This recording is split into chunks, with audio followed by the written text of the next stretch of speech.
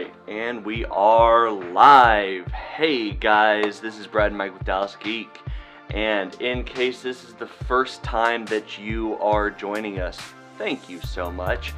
Don't know how you found us, but it's awesome.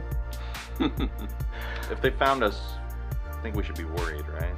I think that's kind of what we're going for, so yeah, no, I'm all for it. Yeah. Okay. But yeah, so we are Dallas Geek. If you've seen us before, this is going to be a little bit different than normal. Once again, if this is your first time, you're in for a treat. We are going to be trying out a brand new show format that will hopefully be a little bit more, straightforward, make a bit more sense. Hopefully, we'll see. Yeah. Not off the rails, I think is what you're trying to say. There it is. Yep. But yeah, so just in case you aren't already, don't forget to like us on Facebook, subscribe on YouTube, and if video isn't quite your thing, but you still want to keep up with us, you can catch all of our live streams and our interviews over on the podcast platform of your choice. So you got iTunes, or I guess now it is Apple Podcasts, I believe. Did they rebrand it? Yeah, I believe they already did that, yeah. You got Google Play, you got iHeartRadio, you got Spotify, Stitcher, Tinder, Grindr. Not quite audio, but you know. Yeah. Anyway, thank you again, and yeah, so let's jump into it. So what exactly are we going to be doing today? What is the new format, Mike? That's a great question. Was I supposed to know this ahead of time? I mean, it would help. Oh. So, no, just kidding. So, basically, as we joked earlier, we're trying to keep it on the rails. Just a little bit. So we basically broken it down into multiple 10 to 15 minute segments, a couple of 5-minute segments in there. But basically, through each segment, we're going to try to stay on topic, but the main thing is that we're going to break it down so we can essentially keep it concise for you guys and kind of not jump all over the place like we tend to do when we have caffeine in us. Yes, which I just realized I left our timer over on the side. So we're off to a good start. Yeah, I know, right? But yeah, so to start with, we're going to be breaking this out, like Mike said, into certain categories. The first category, every month. Oh yeah, we should probably point that out in case you missed it in our last live stream. This is going to be a once a month show, every month at the last weekend of the month. Mostly Saturdays, sometimes Sundays. We'll see what happens. But we won't tell you ahead of time. We're just going to do it. Well, we'll try to give you a little heads up. No, none. No. Put your hand down. But yeah, so what's going to happen is we're always going to start off our monthly show with doing a 10 to 15 minute recap of this previous month's conventions here in North Texas. We'll let you know what you have missed out on if you did not get to attend, and then tell you about what is coming up for the next month. So you don't miss out on that month. Exactly. And in case you were not already aware, there is a convention for just about every single weekend of the month, and then some. Yep. And if you take in non-conventions too, you could feasibly be doing this like every day of the week almost. It can get a little crazy at times. So we want to make sure that if there's something out there for you, we want to make sure that if there's something out there for you that you're interested in and did not know about, you can, and we got you covered. Or we could just make you do it yourself. Lazy. I mean, Google is a thing, but Google's only so helpful. Especially when you got to put intelligence behind it. That is true. I'm not talking about the artificial intelligence that will eventually rise up and enslave us. We don't need to go into existential crisis mode yet. Okay. That's for like later in the show. But if we don't do it now, then we're going to get caught off guard when it happens. I mean, I think between Disney and Amazon, we're already close enough to that point. We might as well just give in. You can give in, quitter. I'm not. Keep in mind, yes, I did not say Google, because at this point, Google's assumed. Well, yeah, Google's kind of. But yeah, so after we get you caught up on the conventions and nerdy events in North Texas, we will then be jumping into your movie cliff notes. So, hey, we're live apparently. yes, we are. Look at that.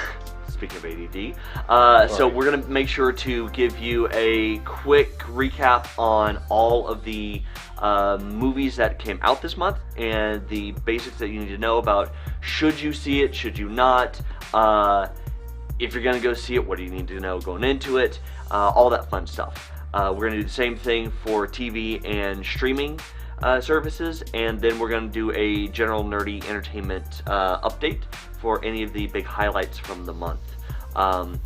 So we're going to try not to be too redundant there, because we don't want to be comic book resources or comicbook.com or basically any of the nerdy news outlets that just gives you the same thing every single day with just maybe a slight tweak on it. But we will probably be double dipping every now and then. And then we're going to hit on video games, because Mike was very adamant about video games being a part of this. Sorry, speaking of video games, there's a crisis at work. Apparently my roof is leaking, and Get a bucket. it's leaking on several $100 electronic items. Move them and get a bucket. That's what I told them to do.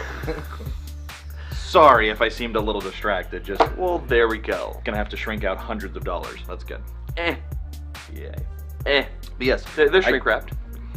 no, they're not. Anyway. But yes, I argued for video games because that is part of the nerdy culture. Yeah. If you don't think it is, then I'll backhand you. Sorry, was that too abrasive? Eh. Not necessarily. That's probably a good thing I don't care. And then after video games, we will go into a quick 10-ish minute segment where we will go through anything and everything that we want to talk about, or if we are able to have a special guest on for that month, that will be their time to say anything about themselves that you guys need to know, and have a little bit of fun. And then We already have a couple of guests that we want to line up. yes, so Stay tuned. definitely for stay tuned. That's going to be pretty awesome. And then, last but certainly not least, our new favorite segment, What the Frak. And that is going to be where we both get 4 minutes apiece to be able to rant on whatever topic we want without the chance to rebut the other one, and see just how long we can last without just losing our minds about whatever the other one is ranting on, because there's a very good chance we will be intentionally choosing things that's going to mess with the other person. So, And I will be swearing a lot. and I just realized that we have a little bit of a drone thing outside. I'm not sure. That's what it sounds like. Give me 1 second to deal with that. You vamp. Are you sure? What am I doing? What do I do, Brad? Alright, so this is new and completely unexpected, and I have no idea what's happening. Oh, no, wait, just kidding, he's back. Just kill the drone. So we're good. Kill- Eh. Alright, good talk. Well, as far as we're concerned, that's what happened. Okay. Don't need to say anything else. The drone or the operator? Like I said, we don't need to say anything else. Moving on. But with that, yeah, so let's go ahead and jump right on into it. So, we have... Oh, Maybe there the we go. button. I guess I'm going to get a hold of this. Okay. Working through a few tweaks that we need to make on the show, but for now, yeah, so we had for the month of February, we had the first weekend of the month, we had Anime in North Texas, and the My Hero Convention Texas Smash. Which I think, was that the new one? Was yeah. that the one that was this was the first year for it? If I remember believe right? so, yes. Then you had the second weekend of the month, the toy show at Music City Mall, which used to be Vista Ridge Mall over in Louisville, as well as the North Texas Comic Show over in Las Colinas, and the Plus Ultra Expo over at the Plano Event Center. Right. And then the next weekend we had the Mind Fair Dallas, which was a big Minecraft convention over at the Kay Bailey Convention Center. And then we have this weekend the Texas Furry Fiesta over at the Hyatt Regency downtown. Moving right along. Mike was adamantly opposed to including that last one, but to be fair, that is part of nerdy conventions, so we kinda had to. Sorry. So, we have a lawyer, right? Really? You think we can afford a lawyer? For some of the stuff that I'm gonna say live on the internet. We don't have a censor button, so please wait for at least one more show. Furries aren't people. Like I said, please wait for one more show. We don't want to be causing controversy yet. Okay, so the impeachment process. Lord. Oh, sorry. Anyway, so the conventions that we had this month, I would say that of the ones that came up, Anime North Texas and the North Texas Comic Show are the two biggest. Right. We've been to the North Texas Comic Show before, and a couple times, and they were really great. Smaller comic book show over at the Urban Convention Center, Las Colinas. Right. But honestly, just a lot of great. I think that's where we actually met a couple of our recurring guests. Actually, was at that first one that we went to. I think if I remember right. Yeah, we did indeed. Oh God, if I could go back and take that day away. I mean, honestly, it has been. Of all the conventions that we've gone to, it has continued to be one of our favorites, just because it is a small enough convention that we are able to consistently go there and get in, see a lot of everything we want to see, not really deal with a lot of crowds, and still get a lot of really premium experiences. Because they do actually bring in a very solid guest list. Yeah, it's definitely more on the intimate side. Yeah. It kind of flies under the radar in terms of the crowds aren't big, like you said. Yeah. So you really kind of have free reign to take your time, kind of interact with people that have the booths there. Yeah. Even interact with artists as well, or guests. Like it's an overall fun experience. It's a one that I think you and I have recommended it several times, just because like you can kind of go and just spend the day, kind of doing your own thing, and you don't get lost in the shuffle of like the big crowds or anything like that. Yeah, and if you are a cosplayer, especially if you are new to cosplay, it's a big enough venue for you to be able to really feel like you're branching out of your comfort zone, but it's a small enough setting that you don't have to worry about any kind of like the same kind of awkward encounters that you would at the larger conventions if you're still getting used to the cosplay thing. It's a great convention for convention newbies, for cosplay newbies, and honestly families. It's a very fun environment. And then Anime North Texas, we haven't been, but a lot of our friends regularly attend.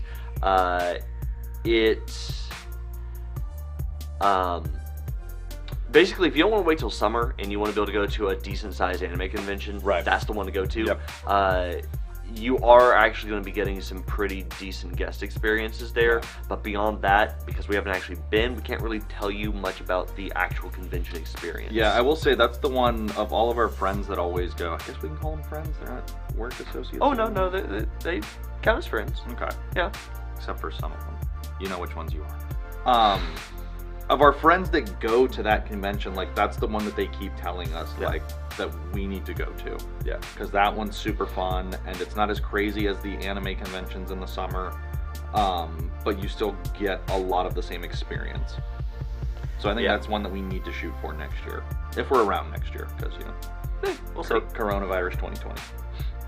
Moving on. So going into what we have coming up for the month of March.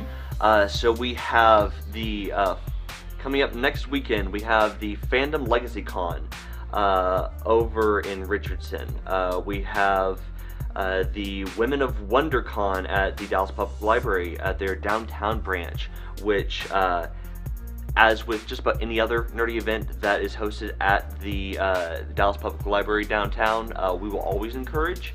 But this one in particular, we would definitely love to be able to see more and more people find out about it and get down there to attend, because there aren't a lot of conventions that are specifically focused on trying to pull in the female demographic, and definitely not ones that are going to be as literary focused as one at the public library.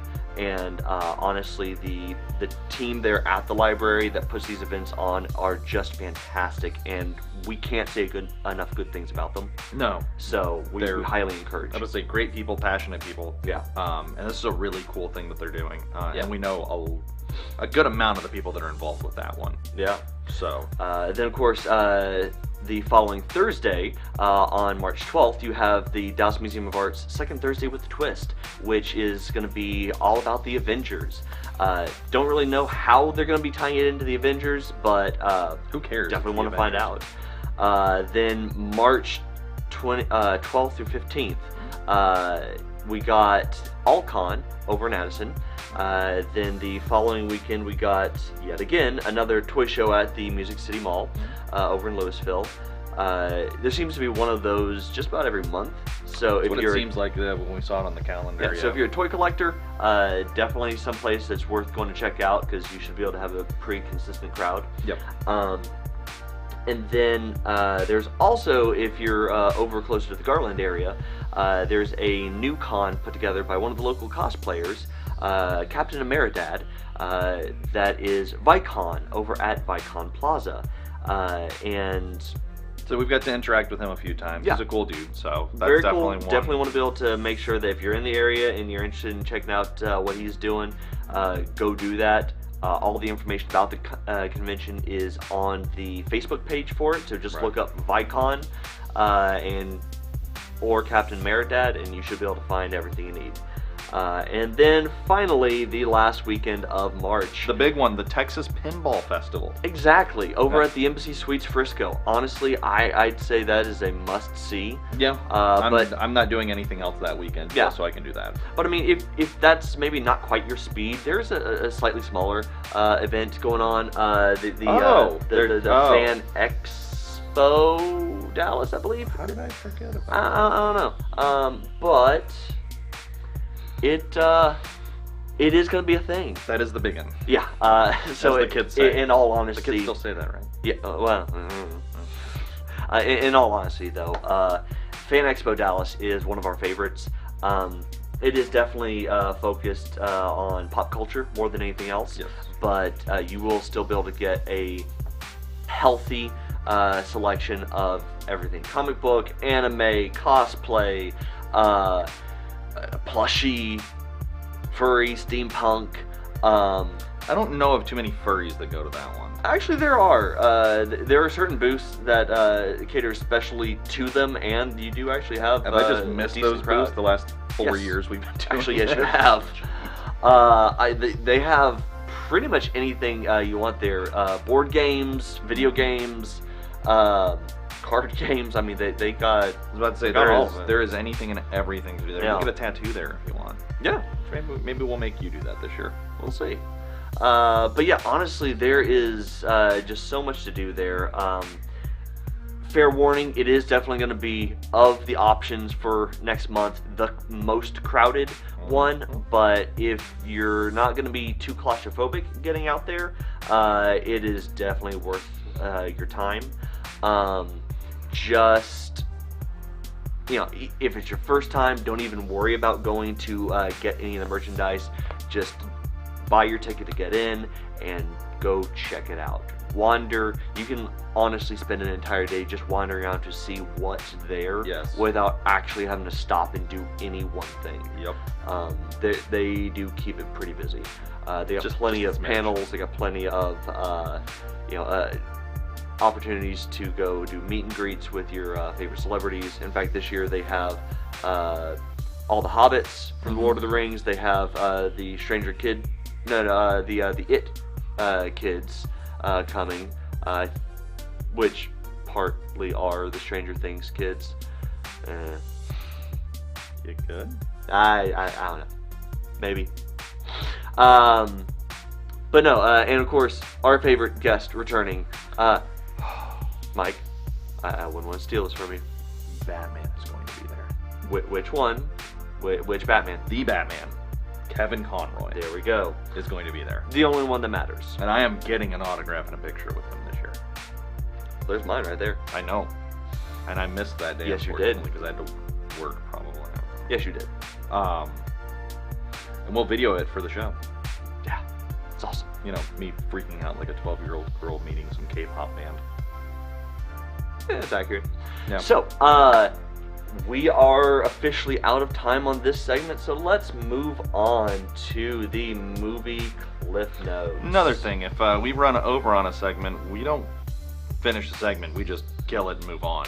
There you go. So, Which is going to be real interesting as we move forward, because there's a few things we know we're probably going to be pushing that time limit on. Okay, so... Oh, this one's definitely going to be interesting. This is kind of our all-encompassing entertainment segment. Yeah, so starting off with your movie Cliff Notes. What movies came out this month? Well, Mike, we had Birds of Prey and the fantabulous emancipation of one Harley Quinn. That's not what the movie's called anymore, apparently. No, because Harley Quinn and the Birds of Prey. Warner Brothers is amazing at marketing. Apparently. You know, like making the Birds of Prey secondary characters in their movie. Moving on. You know, there's that. You got Sonic the Hedgehog, because, you know, it was bound to happen eventually, and in all honesty, I'm actually okay with this. So the reviews for this were actually pretty decent. I'm okay with this. Well, then we had... By the way, I just want to point back out on that poster that James Marsden had higher billing over Jim Carrey. I'm actually kind of okay with that. At this point, yes. Then we had the new Harrison Ford movie, The Call of the Wild, which, if that does sound familiar, yes, is yet another remake. But it's got Harrison Ford, so... And there is nothing sacred, apparently. Kind of like how, apparently, you know, Tom Holland revealed that there have been talks about a Back to the Future remake. Let's not dive into that. Let's definitely not dive into For my blood pressure, yes, let's not. Then we have Guns Akimbo, the new... well, let's be honest. The Harry Potter film we all wish we had. Wands Akimbo. But no, seriously, Daniel Radcliffe finally going the Elijah Woods route and just doing the really off-the-wall indie stuff that is honestly going to be more than likely amazing, and yet most people are never going to pay attention to it. In a month where we got the Birds of Prey and Harley Quinn movie, a movie with a talking hedgehog that literally went back and had to refilm the film because of how bad the animation, or just the animation. Re-CGI the film. Neither of those is the most ridiculous film to come out in the month. No, and honestly, I desperately want to go see Guns Akimbo.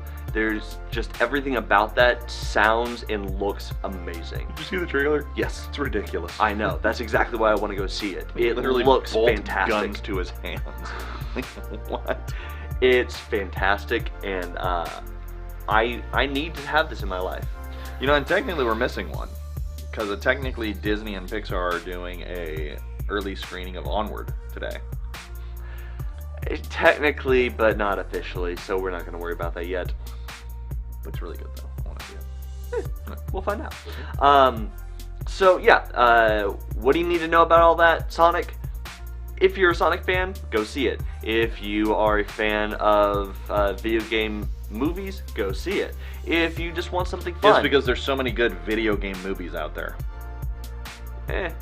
If you want to just have a little bit of fun, and definitely want to have fun seeing Jim Carrey being crazy Jim Carrey, then go see it. Otherwise, if you want a serious movie, this is definitely not the movie for you. No. I don't know if there's any movies this month that are the movies for you. No. Birds of Prey, I mean, I've heard that there's plenty of people that like it. I honestly, there's nothing about it that really calls out to me as needing to see it. Right. And I mean, I could be proven wrong, and someday I may actually be forced to sit down and watch it and may really enjoy it. But for now, I'm going to go ahead and pass. Sorry. But yeah. Then moving on to the TV and streaming news, which we have. Oh, yes. Apparently Clone Wars came back. Because, you know, can't keep it away. Why would you want to? I don't know, but I've already seen the first 2 episodes, and oh Yeah. my gosh. Yeah, I haven't gotten to see them just yet. Anybody that wanted to be able to have a more adult Clone Wars, they got their wish. I mean, I'm not even gonna bother spoiling this, because if you haven't seen it yet, you need to. But the ending of episode 2, yeah, this is not the Clone Wars from season 1 meant for kids. This is definitely for the fans that grew up on it and are ready for something darker. I mean, I don't know if we can get gosh. any darker than young Go watch ones it. getting slaughtered. Go watch it. All right. Trust me, it gets dark, dude. Then we have Altered Carbon Season 2. I know you haven't seen Season 1 yet. I freaking loved Season 1, and I am getting ready to start Season 2. Honestly, the aesthetics for it look very Blade Runner-esque, but the storytelling feels much more fast-paced and a bit more akin to I don't know. I'd say, you know, maybe Mandalorian meets Breaking Bad with a little Fast and Furious thrown in. Yeah, sounds really crazy. These are 3 completely different things. Yes, I know. Trust me, it makes total sense when you actually see it, but it's fantastic. If you are a fan of Isaac Asimov or any of the classic sci-fi books, like Do Androids Dream of Electric Sheep, Do Robots Dream of Electric Sheep, or AI, or I mean, just any of those like classic sci-fi books, this is going to be right up your alley, with a little bit more of a Game of Thrones-esque visual sensibility, so to speak. Okay. Yeah. I'm gonna try. Visual sensibility meaning don't have the kids in the room.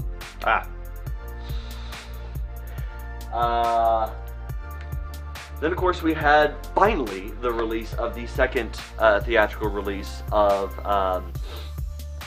the My Hero Academia, which does fall under the TV streaming just because it's part of, you know, it's a movie for a show. So yeah, we flipped a coin and called it good. Haven't seen it yet, need to see it, but I'm ready. Mike, are you ready? I mean, judging by our shirts, I would say we're both ready. I mean, There we go. It's better. And then, last but not least, we had the big Super Bowl trailer for all of the Marvel Disney Plus shows. And yeah, Didn't get to see a lot. but yeah, I mean, it was a teaser. It was a teaser in the very definition of a teaser. Yeah. You know, but we did get to see Mackie throw the shield. We got to see what looks to be Wanda with children. we got to see Wanda in the classic costume, Wanda in the you know, more 50s housewife. Yeah. Got to see Wanda in a lot of different things, and Vision, because, you know, of course, Right. that is kind of half the name of the show, Right. We got to see Loki. because, you know, of course. Yeah, we got to see the return of Baron Zemo. Yep. Yeah. I'm ready. Yeah. I'm ready for all I'm three all of for these. this. And then of course we did get a little tease on the Marvel What If. But Yes. Yes. oh man. Yeah, and I think that they announced. I'm didn't actually they announce very ready for that. They announced what the first one's going to be already, right? I'm pretty sure that's actually going to be the Peggy Carter Captain America. Right? Yeah. Which I am so ready to see that. That'll be interesting. Yeah, that's going to be an interesting. I'm really intrigued to see what that is because they're all animated, right? Yeah. Okay. Well, yeah, because it would cost way too much to be able to do that all live action with the original actors again. But bringing them back in as voice talent and animated. That's is just cool. Easier. They have Disney money. Yeah, even Disney has to have a budget somewhere. No, they don't. No, they don't. But yeah, they're gonna take over the damn world. What's it matter? Going to. Fair, buddy. I think you missed a couple decades. That's very true. That's very true. And then for just general nerdy entertainment news, there's really only one thing that happened this month that is worth talking about. And yeah, I'm gonna go ahead and just point out the obvious. What the hell is that? So, originally titled Star Wars Project Luminous. I have no idea what the hell that is. Now we officially have a title for it, which is Star Wars The High Republic. Right. So, for any of the people out there who were fans of the Knights of the Old Republic series, or the Old Republic MMO, or, I mean, even going back even further, the Tales of the Jedi comics, and then, you know, that whole stretch of the old Star Wars timeline. Right. This is going to be the new Star Wars canon version of that and further back. But so what do we know about it so far? So it takes officially, place about 200 to 300 years before the original trilogy? No, it takes place a few thousand years. Is it that old? I thought it was Yes. only like a couple hundred years. So the Old Republic is everything currently loosely tied into the prequel trilogy and back to when the Knights of the Old Republic would have happened if that was still canon. This goes, a few thousand years further back than that to be able to be the High Republic, the ancient Jedi, the ancient Republic, the more... 232 years before Yavin. What? No. That's on Wikipedia, homie. Wikipedia? There's an I in there, dude. Yeah, whatever. I'm gonna double check that.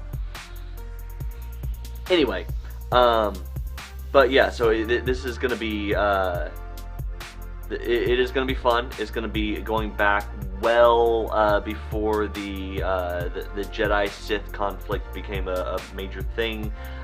This is going to be, as they pointed out, it's going to be focusing a lot more on non-Force enemies. Going to be more, outlaws and scoundrels, pirates, and something a bit more grounded, while still getting to see the knightly version of the Jedi. Yeah, they basically, like, the thing that they said a couple of times in the reveal video was like the Jedi Knights of the Round Table. Yeah. Like, kind of that chivalrous age of, like, they're actually not just soldiers fighting a war, but they're actually, like, guardians and peacekeepers in the galaxy. But there is a, like, straight defined point where they don't go out into, like, the outer reaches, and they don't go out into certain parts of the galaxy. Yeah. So, like, there's going to be stuff that explores that. There's going to be stuff that explores the actual Republic itself. And it's going to be across all kinds of mediums, basically comics, books. So right now they're talking primarily comics and books. Right. So they're bringing in some of the top authors that have been involved with the new Star Wars storyline so far. Right. Honestly, my favorite one that they're bringing in is going to be Claudia Gray, because so far she's actually been my favorite author to be brought into new canon, and she's been making some of the best stories so far. Right.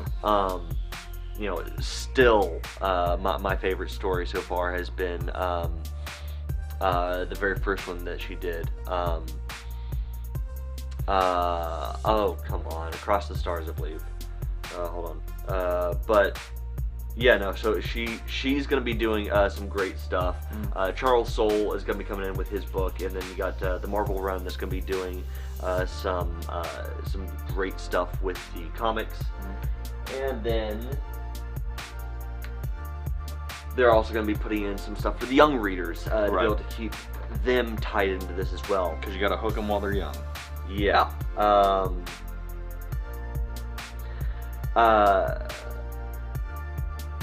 Just like the tobacco industry. Basically, yeah. So, Lost Stars. There we go. Claudia Gray's first novel, Lost Stars. Nice. Okay. Still fantastic. But yeah, so that is all going to be a thing. While they have not officially announced if there's going to be any, shows, movies, live action, animated, or whatever, I feel like it should be a safe assumption that that's going to be a thing. Yeah, especially with Obi-Wan being put on hold. We'll see we'll see what happens with that.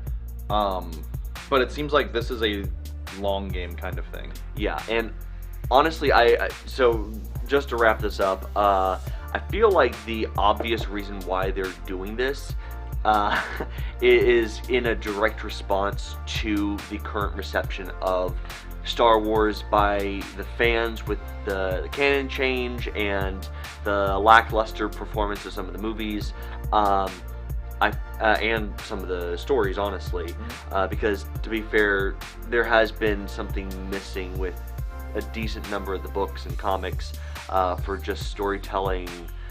That storytelling something that the original books and comics had. The biggest thing that I think they're trying to do with this is take the Star Wars story far enough away from current canon that they will have a bit more leniency by the fans about what is and isn't done with the stories, with characters. They don't have to worry about using existing characters. They don't have to worry about interacting with existing events. So they will have free reign to be able to work up whatever version of Star Wars they want and use this as a proper sandbox to kind of reassess the Star Wars storytelling method for the modern era. And once they can figure that out with that, take the lessons learned from there and bring it back into modern canon so that when they jump back in earnest to the newer stories, the more current stories, that there's going to be a bit more clarity and nuance to the storytelling that we get from it. I feel like that's just the most obvious thing that they have to be doing that nobody's ever going to admit to. It's funny that you bring up fan backlash, almost like you know what I'm talking about a little bit later. Well, now to jump into the video game news. Vidya games, as the kids call them. Do they though? Do they really? Don't really care. Okay then. They're children. They can all burn for all I care. So Mike? Was that all loud? Well, Brad. Holy crap, we have a lot of... Chase, hello. Yes, Chase, Oh, there has my. been talk of a Back to the Future remake. Yeah. Oh, there we go. So yeah, apparently the if you are on Facebook, our comment thread got stuck a little while back, and we did not realize that it was not still moving. Yeah. Our bad. I told you it was only like 230 years. Wow. Sure. So yeah, what are we talking about now? Video games. Oh yes, Vidya game. Oh hey, look at that, Animal Crossing. Yeah, so new Animal Crossing game coming out here March 20th. Mhm. Have you ever played an Animal Crossing, Brad? No. Cool. Neither have I. This should be fun.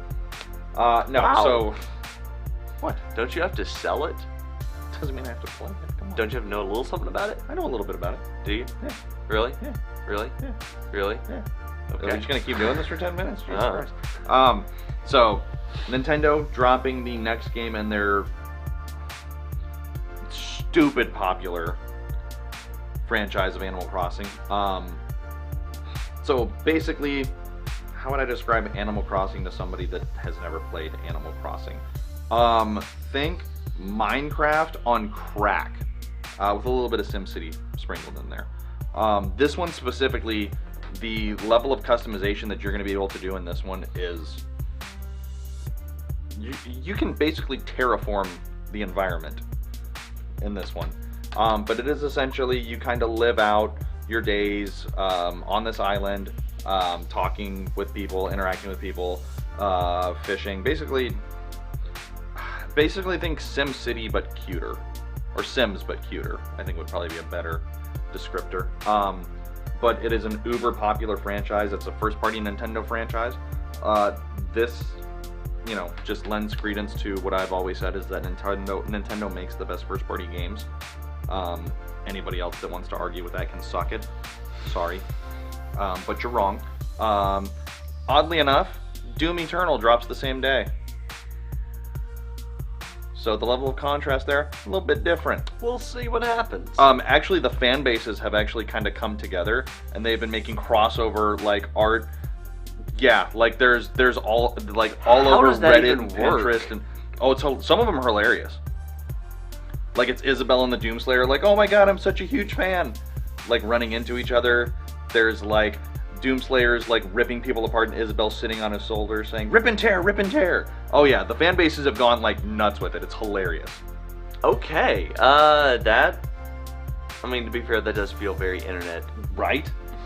Let's take these two completely and totally opposite things and merge them. Okay then. Yeah, basically, you can terraform the island. I want to make a waterfall, so I can literally alter the terrain so that this river basically turns into a waterfall. All right. Yeah, well, that's awesome. It's going to be nuts, and people are going to drop hundreds of hours into it, and it is going to be a massive success for Nintendo. Which Shocker. is just sure. Okay. Next thing we're going to talk about. Does that say Stadia? Stadia? What the hell does that say? If we can just... What's that? Disappointment? Oh, there we go. Is that what that says? Disappointment? Yeah. Yeah, so the Stadia. Good job, Google. Yeah. In defense of Google, God, I can't believe those words just came out of my mouth. I'm gonna let you do that. I'm gonna let you try to finish that thought. I'm gonna try to freaking finish it too. No, look. So with the Stadia, interesting concept. They wanted to bring cloud gaming to the forefront. It hasn't sold. They bumbled the launch. It's not taking off like everybody. Yeah, fair. It hasn't taken off like everybody says it would. We want to talk about one that hasn't taken off the way that they were hoping. Don't do it. Don't.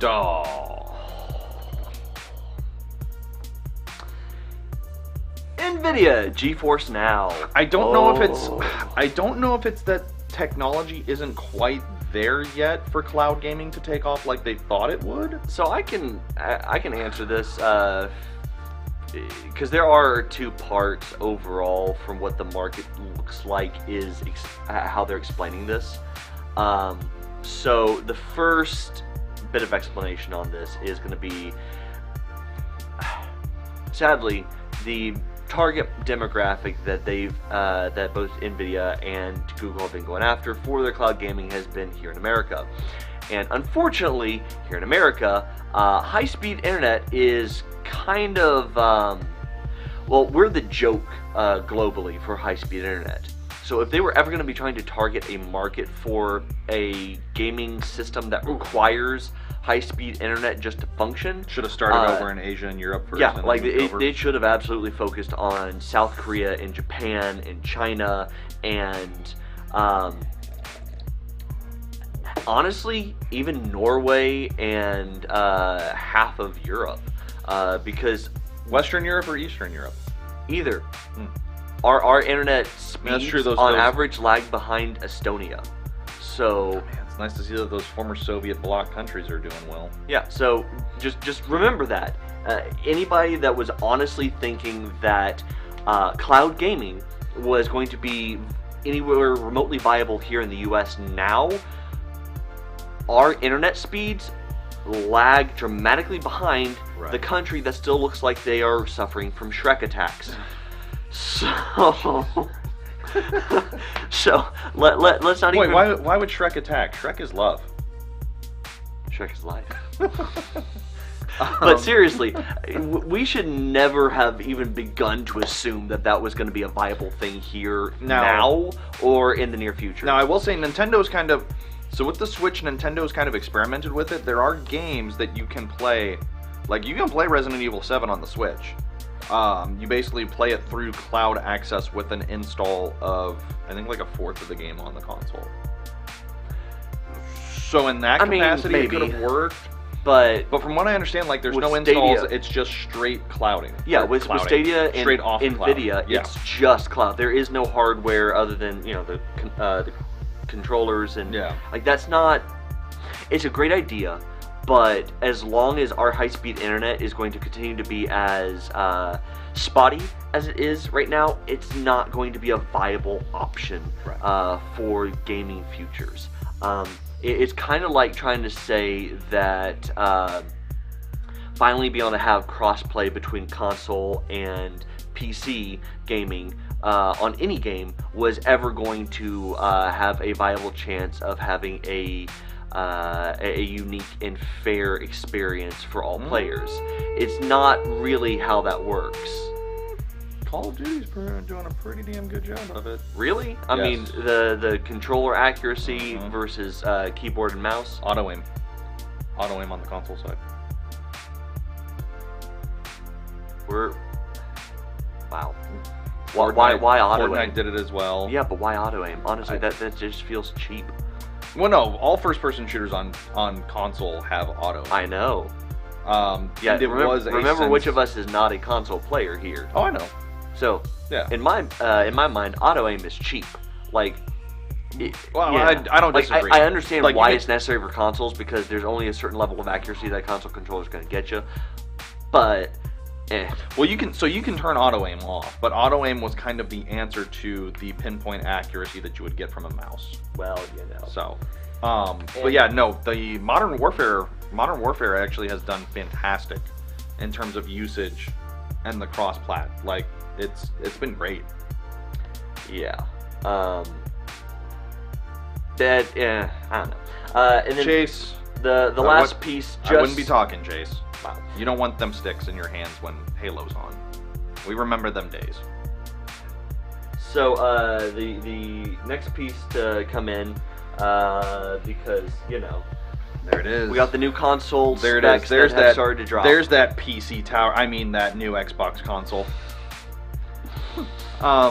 So everybody knows the new console gen starts this year. The now confirmed Series X and the PlayStation 5. Super original there, Sony. Have holiday releases. It's probably going to be November. Like the Series X is all that original since... Better than PS 1, 2, 3, Apple 4, did 5. it first. Well, fair. That's very fair.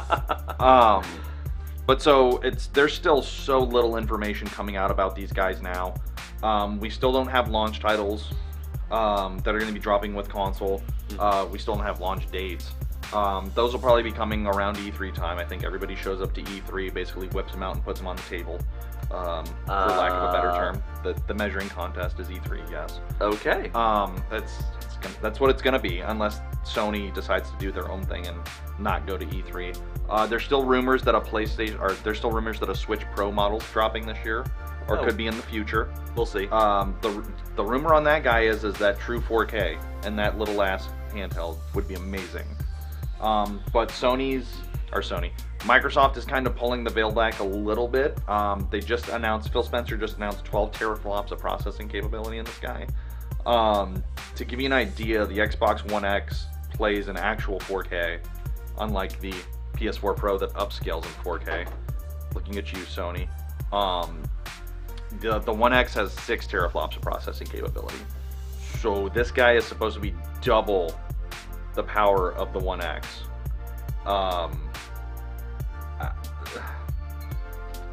Look, if it's as powerful as they say it is, what the hell is that?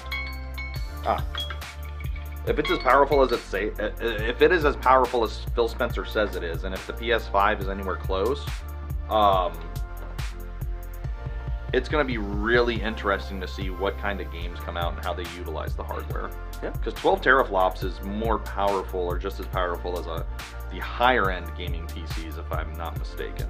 Well, so that's going to be a relative thing, because teraflop Right. processing is very, very relative in the console versus PC Fair. Space.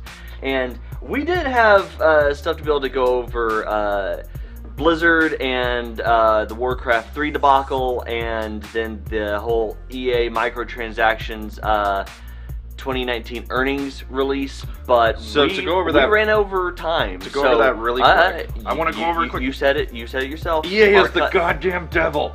Censor button. We don't have one yet. Oh, right, fair. Sorry.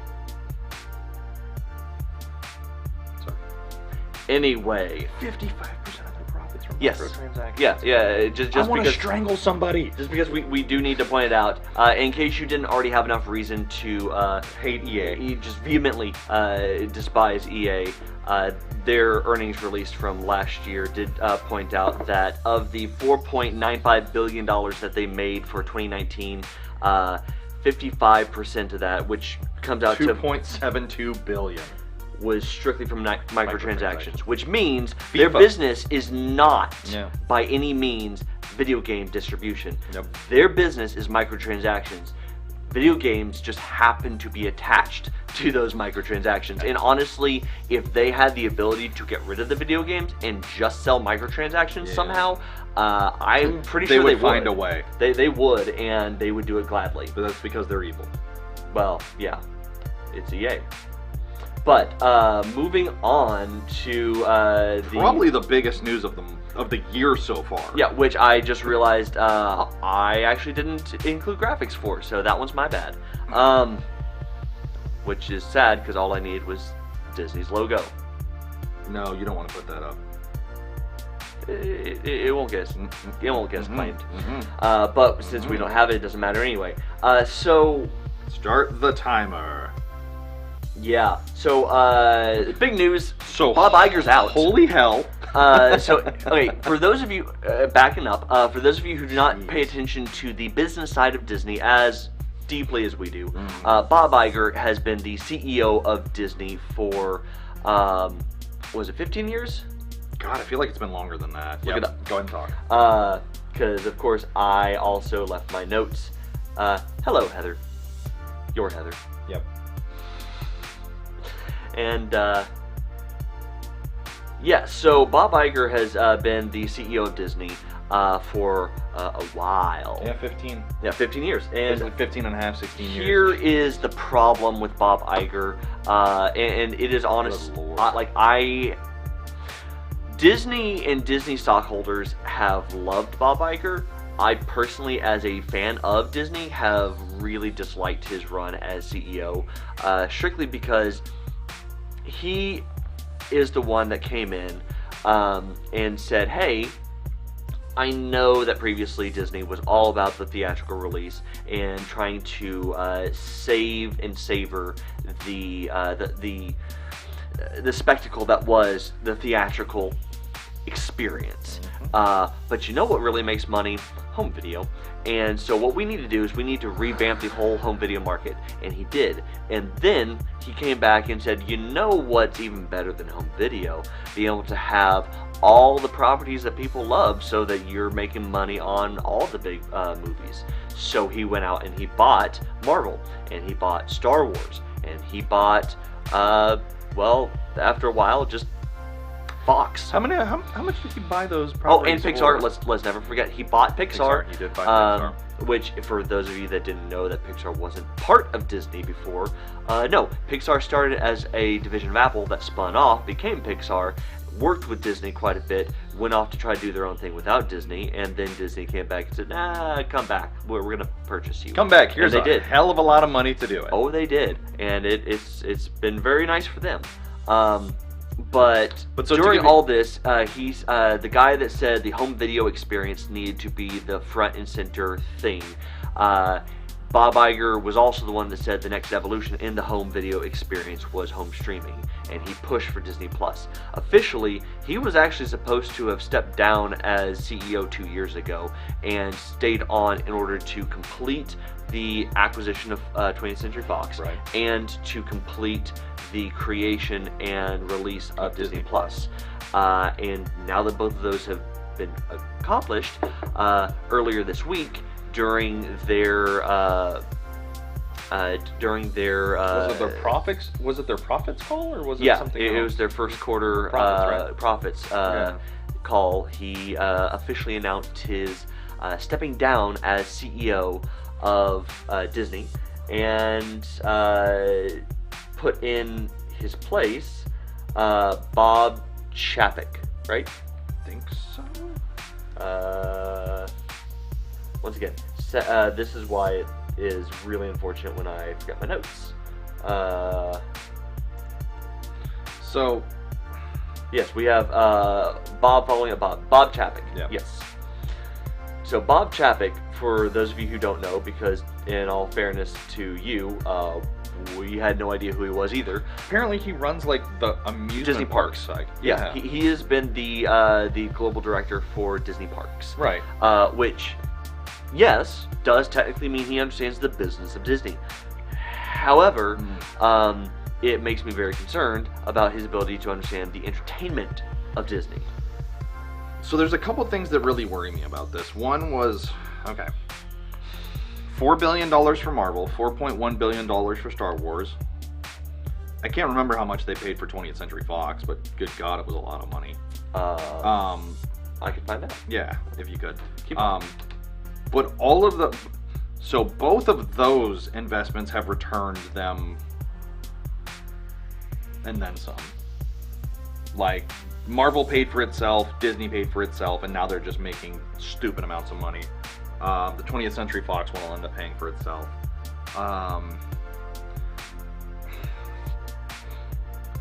Say what you want about Bob Iger. $71 billion. Good Lord. Yes, but keep in mind, that's not just for one part of 20th Century Fox. That is for their entire movie division, their TV division, and all of their movie studio subsidiaries. Yep. Which is massive. Yep. Like, yes, Marvel, you're getting the intellectual property. Star Wars, you're getting the intellectual property. Yep. Even Pixar, you're getting the intellectual property and a studio. Yep. 20th Century Fox, you're getting multiple studios, you're getting multiple TV studios and channels. You are getting, and just from that alone, that $71 billion investment, they also took their ownership of Hulu from 1/3 to just over half. They used their $71 billion investment to take majority ownership of Hulu, which now means they technically own or have majority ownership and control of 2 of the largest streaming services in the world. So with Iger, it was... Haha. Yeah, look, Iger expanded to... Is that a picture of the... That's hilarious. Oh, leave it to Variety God, that is to just great. hit the I mean, story it's not on the wrong, nose. but like Iger expanded Disney to unfathomable. Help me. Unfathomable? Thank you. Profit shares. Like Disney pretty much owns the damn world at this point. When they bought Marvel, there was a lot of headbutting with Kevin Feige and Bob Iger. There was a lot of creative voices that were kind of run off after that happened. And Bob Iger had to be put in check. My main concern is what's going to happen moving forward with a guy that has to prove himself coming in because he's only the park side of it, and people are going to be questioning him as it is what kind of power plays does he make moving forward? What kind of other power plays does Disney make moving forward under new management? So here is what my concern is honestly about him. Bob Iger is the one who love him or hate him, had the power and the backbone enough to come in after the Marvel purchase and basically put the CEO of Marvel, Ike Perlmutter, in the corner and say, no, you have royally screwed over the Marvel Phase 2 movies and are attempting to do so with everything else Marvel right now because you can't get along with Kevin Feige. We love Kevin Feige because he understands what we want him to do. We want from this multi-billion-dollar purchase we made. So Ike Perlmutter, I know that you think you're the big man here. You go in the corner. They've already been referring to you as the New York office, so we're going to make you physically separate. You will never be involved with the movies again. You will get the TV, and that is it. And even just recently, went back to Ike Perlmutter and kicked him while he was down yet again to say, you're not even involved with TV anymore. We're giving that to Feige too, because you just can't seem to keep things together. And it took somebody of Bob Iger's caliber to put someone like Ike Perlmutter in his place. And while I don't think that Bob Chapek is going to be having Perlmutter specifically come back trying to make a resurgence to take over Marvel from Feige, because I think at this point he is a beaten dog that's not coming back into the fight, we still have a lot of studio personalities over at what used to be 20th Century Fox is now just 20th Century, that is... Keep forgetting they dropped the Fox name. Yep. That have not been put in their place yet. Yeah. And my only concern is whether or not Chapek is going to be a strong enough CEO to control what's happening over there and try to keep that in line for the big picture. Because now that the big scary Iger is gone, I'm very curious to see what happens on the old Fox teams. Yeah. It's a time of uncertainty in the galaxy, isn't it? That is a thing.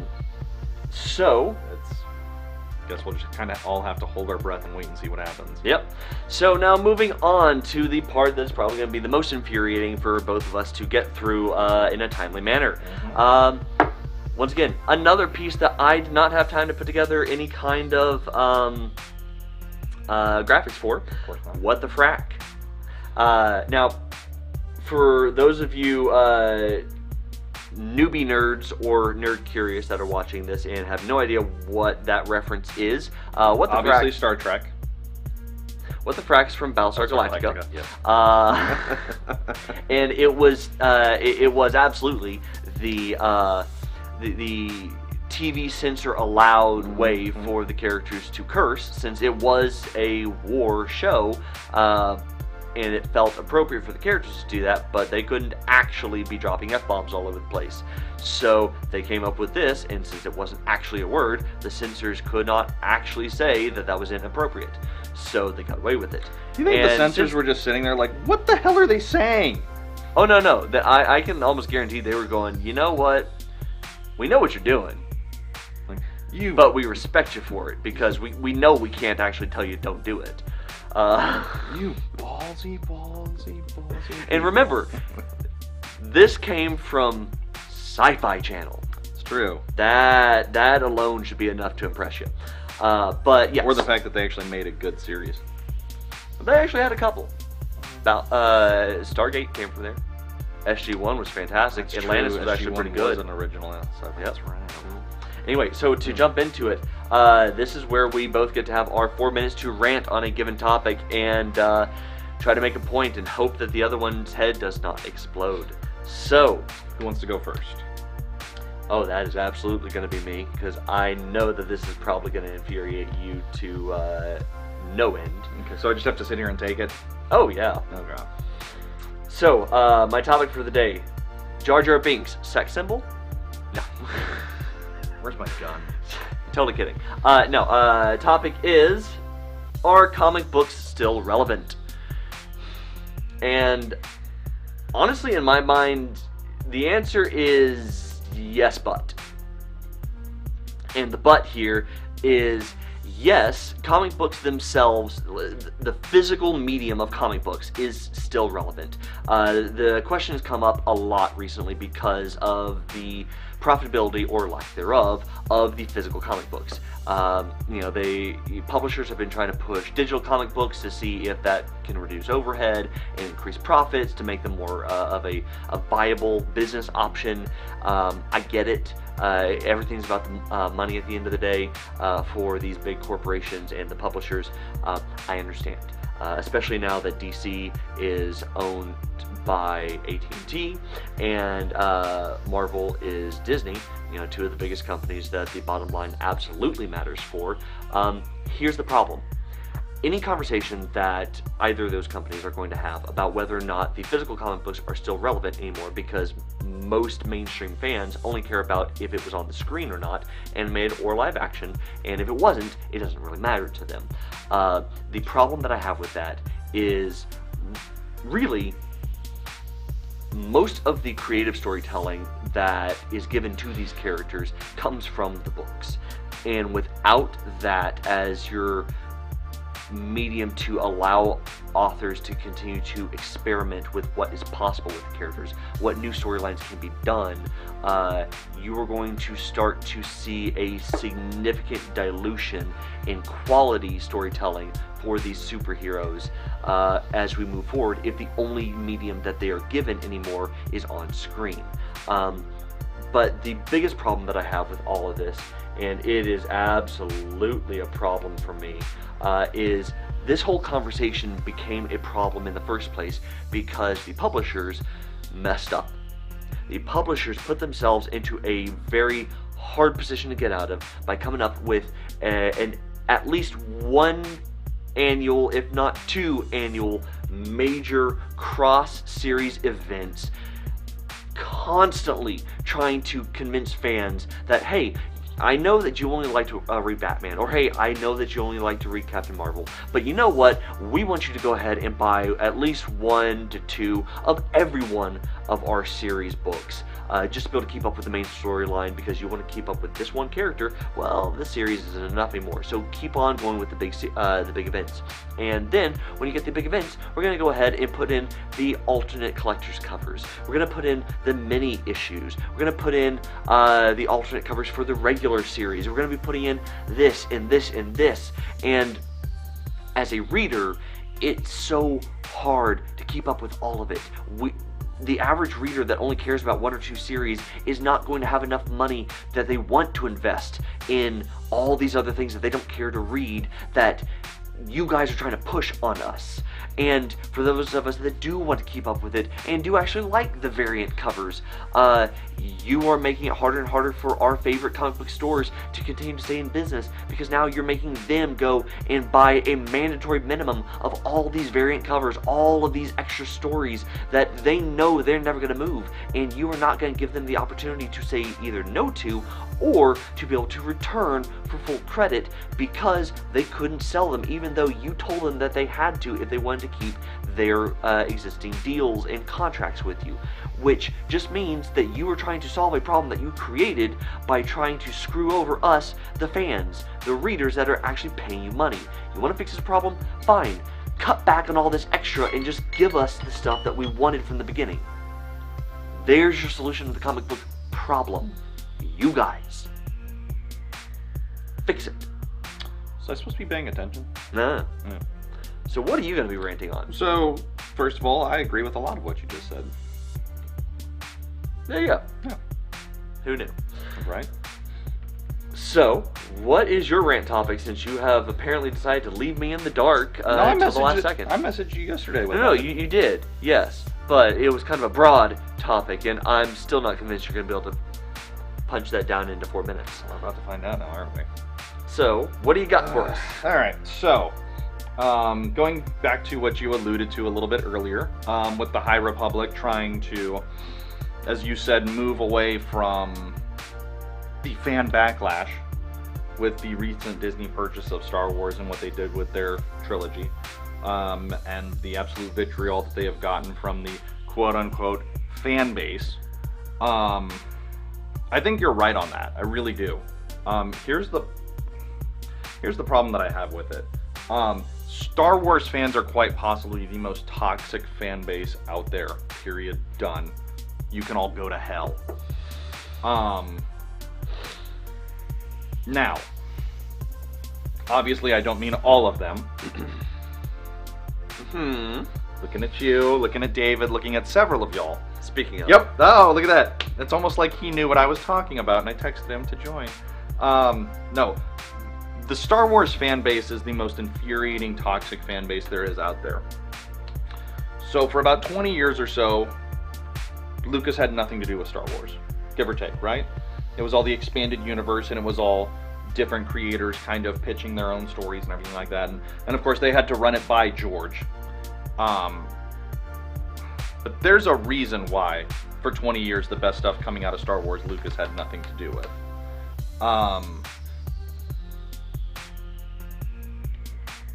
And when the prequel trilogy came out, you really saw that.